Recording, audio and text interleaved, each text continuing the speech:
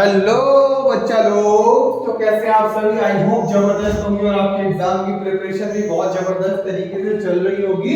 ये question basically है क्या और किसके लिए है? जैसा कि आप सभी को पता है कि हमारी इंपॉर्टेंट क्वेश्चन की सीरीज चल रही थी, तो ये क्वेश्चन नंबर 16 है।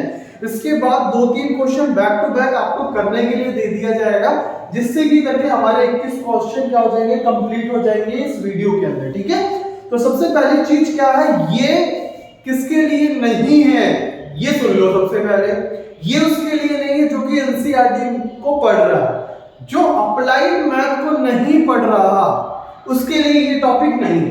ये बेसिकली बनाया किसके लिए जा रहा है? जो बच्चा अप्लाइड मैथ को पढ़ रहा है उसके लिए ये कॉन्सेप्ट है। तो इस क्वेश्चन को ध्यान से पढ़ो। क्या लिखा है? Obtain the inverse of the following matrix using the elementary operations। What is the elementary operation? क्या होता है कि जिसके अंदर हम रोज और कॉलम को आइडेंटिफाई करके चेंज करके एक अपने इनवर्स की वैल्यू को फाइंड आउट करते हैं। That is called elementary operations. ठीक है, एलिमेंट्री ऑपरेशन के अंदर आपको मैट्रिक्स गिवन है। कितना गिवन है? 0 1 2 1 2 3 3 1 1। ये मैट्रिसेस गिवन है। उसके साथ साथ आपको क्या करना है? इसको लेट करना है। राइट भी लिख सकते हो, इसकी जगह आप क्या लिख सकते हो? लेट भी लिख सकते हो। क्या लिख सकते हो? लेट। लेट माना a is equal to I A. a is equal to I A. हम इसको लेट कर सकते हैं। a is equal to I A के फंक्शन में लेट कर सकते हैं। ठीक है, लेट कर लिया तो सबसे पहली चीज हमें क्या निकालना है? हमें निकालना है A inverse. Using this matrix जो गिवन है, उस मैट्रिक्स का यूज करते हुए हमें क्या निकालना? हमें निकालना है ए इनवर्स। ठीक है, तो सबसे पहली चीज ए के बारे में, ए मैट्रिक्स डायरेक्ट आ गया। उसके बाद बात करें आइडेंटिटी मैट्रिक्स। आइडेंटिटी मैट्रिक्स आपके सामने आ गया। मुझे इस ए को निकालना है, तो मुझे सबसे पहले क्या चेंज करना पड़ेगा? जैसे ये आइडेंटिटी मैट्रिक्स इधर दिख रहा है ना, वैसे ही मुझे इधर भी एक आइडेंटिटी मैट्रिक्स बनाना है यूजिंग द एलिमेंट्री ऑपरेशन। ठीक है, एलिमेंट्री जो ऑपरेशन है उसको यूज करके। तो सबसे पहले चीज, इस क्वेश्चन को करने के लिए आपको 6 से 7 स्टेप्स की जरूरत होती है। Step number 1, step number 2, step number 3, step number 4, step number 5, step number 6, step number 7। 6 से 7 क्वेश्चन के अंदर आपका एलिमेंट्री ऑपरेशन हो जाता है। अगर मैं बात करूं ये किसके लिए है, किसके लिए नहीं है, तो बच्चा लोग अगर इसकी बात करें तो ये 6 मार्क्स या 5 मार्क्स की कैटेगरी में पूछा जाने वाला क्वेश्चन था। जब ये नॉर्मल जो मैथमेटिक्स हम पढ़ते हैं स्टैंडर्ड वाली, उसके अंदर ये इस तरीके से पूछा जाता था। लेकिन आज के समय में क्या है? आज के समय में इसको अप्लाइड मैथ में ट्रांसफर कर दिया गया है, जिसका नाम है एलिमेंट्री ऑपरेशन। तो सबसे पहले क्या करना है? इसको स्टैंडर्डाइज फॉर्म में लिख लेना है। क्या कर लेना है? स्टैंडर्डाइज फॉर्मेशन में लिख लेना, देन अप्लाई करना है। मैं जो आपको करा रहा हूं, क्या करा रहा हूं? रो वाइज करा रहा हूं। ठीक है, इसको कॉलम वाइज भी कर सकते हैं। तो कॉलम वाइज करने के लिए आप हमारी जो नेक्स्ट वीडियो है जिसमें अप्लाइड मैथ की सारी सीरीज डली हुई है, आप उसको देख सकते हैं। ठीक है, अप्लाइंग करना है R1 goes to R2, मतलब मैंने इंटरचेंज कर दिया। What is the interchange? मतलब R2 को चेंज कर दिया किसमें? R1 के अंदर। किसमें कर दिया? R2 को चेंज कर दिया R1 के अंदर। ये कैसे पता चलेगा? देखो, ये तुम्हारा R2 था, किसमें आ गया? R1 के अंदर आ गया। और जो तुम्हारा R1 था वो किधर आ गया? R2 में आ गया। ठीक है, R1 किसमें आ गया? इधर। ये आपका R1 है, ये आपका R2 है। जो चीजें मैं इधर अप्लाई करूंगा वो सारी चीजें मैं इधर भी अप्लाई करूंगा। ठीक है, मैंने क्या कर दिया? इंटरचेंज कर दिया, R1 को R2 के अंदर कर दिया। ठीक है, पहला स्टेप याद हो गया, पहला स्टेप समझ आ गया आपको। दूसरा स्टेप क्या किया है? R3 goes to R3 minus 3R1। मैंने क्या किया? 3R1 को अप्लाई किया। कहां पे? R3 ये है आपका, R3 ये है। तो ध्यान से देखो, R3 के अंदर क्या किया? R3 माइनस किया 3R1। मैंने किसमें मल्टीप्लाई किया? मैंने इसमें 3 का मल्टीप्लाई किया है। किसका मल्टीप्लाई किया है? 3 का मल्टीप्लाई किया। अगर मैं इसको 3 मल्टीप्लाई करूंगा तो क्या आ जाएगा? अगर मैं 3 का मल्टीप्लाई करूंगा 3 6 9, ठीक है। अब मुझे क्या करना है? इसमें में से माइनस करना है, ठीक है। इसमें में से माइनस करना है, ये जो हमारा R1 था इसमें में से माइनस करना है। अब 3 में से 3 गए, कितने आ गए? 0। अब 6 में से 2 गए तो कितने आ जाएंगे? 6 में से 1 गए तो कितना आ जाएगा? माइनस का 5। और ये कितना है हमारा? 9 माइनस 3 गए, 9 में से 1 गए तो कितने बचेंगे? 8। सिंपली जो फॉर्मेशन है वो हम इसमें कर सकते हैं, ठीक है। जैसे इधर आया था 3, इधर आया था 6, इधर आया था 9, 3 6 9। तो मुझे क्या करना था? R3 में से, R3 जो हमारा फंक्शन था 3 1 1, इसमें मैं से सब्स्टिट्यूट करना था। अगर मैं माइनस करूंगा 3 में से 3 गए 0, इसमें में से गए -5, इसमें में से गए तो माइनस का 8। तो ये फंक्शन अब हमारे यहाँ कुछ देखने को मिल रहा है, दैट इज अप्लाइंग हियर।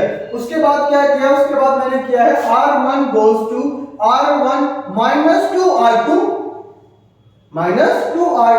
अब सेम फॉर्मुलेशन उधर भी हुआ है, R2 को मल्टीप्लाई करो भैया, इधर हो जाएगा 2, इधर हो जाएगा 4। अब किसमें? R1 में से माइनस करना है, R1 में से माइनस करना है। इधर देखो R1 कितना है, ठीक है। 0 को किसी भी माइनस करोगे तो सही सी बात है, वो सिंपल आ जाएगा। देन इधर क्या था? 2 में से 2 गए 0। अब इधर कितना बचा? 2 2 2 2 2 2, इधर 3 था 2 2 दूनी कितना हो गया? 4 4 में से 3 गए तो माइनस का 1, ठीक है। Same as it is pattern इधर यूज किया है। जब मैंने इधर यूज किया ये वाली प्रॉपर्टी तो मेरे पास ये वैल्यू आ गई। देन नेक्स्ट फिर मैंने क्या यूज किया? R3 goes to R3 plus में 5R2। अब मैंने क्या किया? R3 के अंदर किसको प्लस कर दिया? 5R2 को प्लस कर दिया। ये तुम्हारा R2 था, अब इसके अंदर क्या प्लस कर दिया? 5 प्लस क्या कर दिया? R3। यही चीज की है कि नहीं? R2 को अगर मैं मल्टीप्लाई करूं तो क्या आएगा? 0 का 0, 5 5 2 10। अब इसको क्या करना है? एडिशन करना है। 0 -5 -8, अगर मैं ऐड करूंगा तो कितना आ जाएगा? 2 0 0। अगर ध्यान से देखो तो यही वैल्यू इधर भी आ रही है। Same as it is pattern में मैंने इधर भी अप्लाई किया। जो चीज मैं अपने लेफ्ट हैंड साइड में अप्लाई करूंगा ना, वही सारी चीज मैं राइट हैंड साइड में भी अप्लाई करूंगा चेंज करके, ठीक है। तो जैसे कि इसकी बात करें, इसमें क्या है? R3 divide by 1/2। R3 को डिवाइड कर दिया किससे? 1/2 से। अगर मैं इसको डिवाइड करूं तो क्या आएगा? जाहिर सी बात है, इसको 1/2 से करूंगा, 2 से करूंगा, 2 से करूंगा, इधर भी 2 से करूंगा, इधर भी 2 से करूंगा, इधर भी 2 से करूंगा। तो इस 2 से 2 कट गया, आपके पास 1 दिख रहा है, 0 का 0, 0 का 0 दिख रहा है, इधर दिख रहा है 5/2, इधर दिख रहा है 3/2, इधर दिख रहा है 1/2। सो ये हमने अप्लाई किया। देन उसके बाद हमने क्या अप्लाई किया? अप्लाई किया R1 goes to R1 plus R3। Same as it is formula, R1 में R3 को प्लस कर दिया। जब मैं R1 के अंदर R3 को प्लस करूंगा तो क्या रिजल्ट आएगा? R1 कितना? 1 0 0 0 0 1। अगर मैं करूं 1 0 1 तो मेरे पास कितना आ गया? मेरे पास कितना आ गया? ये मेरा था -2 1 0, कितना था? ये था 1 0 -1, ठीक है। अब मैंने इसको जोड़ा तो ये भी किस में कन्वर्ट हो गया? 0, ये तो 0 था ही, और ये 1 का 1 रह गया। तो ये देखो, ये हमारा स्टेप इधर आ गया, ठीक है। तो ये हमारा पूरा फॉर्मेशन है। ऐसे मैंने बोथ साइड किया, इधर भी किया, इधर भी किया है। देन ए हमारा ये रह गया। फिर आखिरी में R2 goes to R2 minus में 2R3 जब मैंने किया तो ये मेरा आइडेंटिटी मैट्रिक्स बन गया है। क्या बन गया है? आइडेंटिटी मैट्रिक्स बन गया है। और आइडेंटिटी मैट्रिक्स के बारे में फिर मैंने A इनवर्स की वैल्यू A को इधर ले गया। जब मैं इधर ले गया तो मेरे पास क्या? इधर आइडेंटिटी थी। अगर मैं इन दोनों को मल्टीप्लाई करता हूं तो ये A इनवर्स के बराबर होता है। तो ये हमारा A इनवर्स आ गया। चलो, ये 6 मार्क्स की कैटेगरी में पूछा जाने वाला क्वेश्चन है। अगर आप इसके अंदर छोटी सी भी गलती कर देते हो, छोटी सी भी मिस्टेक कर देते हो तो बच्चा लोग आपका मार्क्स कट जाएगा, ठीक है। तो इसको वेल नॉलेज के साथ, एक्यूरेसी के साथ कीजिएगा जिससे कि आपके मार्क्स ना कटे। अब कुछ क्वेश्चंस मैं दूंगा जो आपको करने हैं। सो बच्चा लोग, अब क्या है आपके लिए? अब आपके लिए है कुछ क्वेश्चन जो होमवर्क में ट्राई करना है आप, जो कि हमारे सेकंड चैप्टर और थर्ड चैप्टर से बिलोंग करते हैं, ठीक है। सबसे पहले आपको इसके अंदर क्या निकालना है, P इनवर्स निकालना है। इफ एग्जिस्ट गिवन, P आपको गिवन है, देन आपको क्या निकालना है, P इनवर्स निकालना है। ठीक है, इस क्वेश्चन को आसानी से करोगे क्योंकि ये 2 मार्क्स की कैटेगरी में पूछा जा सकता है, चाहे आप क्या हो, चाहे आप अप्लाइड मैथ वाले हो या नॉर्मल मैथ वाले हो। ठीक है, दूसरा क्वेश्चन ये दे रखा है, find the D matrices. D matrices मैं आपको हिंट दे देता हूं, A matrix, B matrix, C matrix दे रखा है, दोनों तीनों 2/2 के हैं, तो तुम्हें डी मैट्रिक्स निकालना है। सी डी का मल्टीप्लाई करो, ए बी का मल्टीप्लाई करो, 0 के बराबर रख दो। 0 मींस 0 मैट्रिसेस, 0 मैट्रिसेस का मतलब 0 0 0 0 0।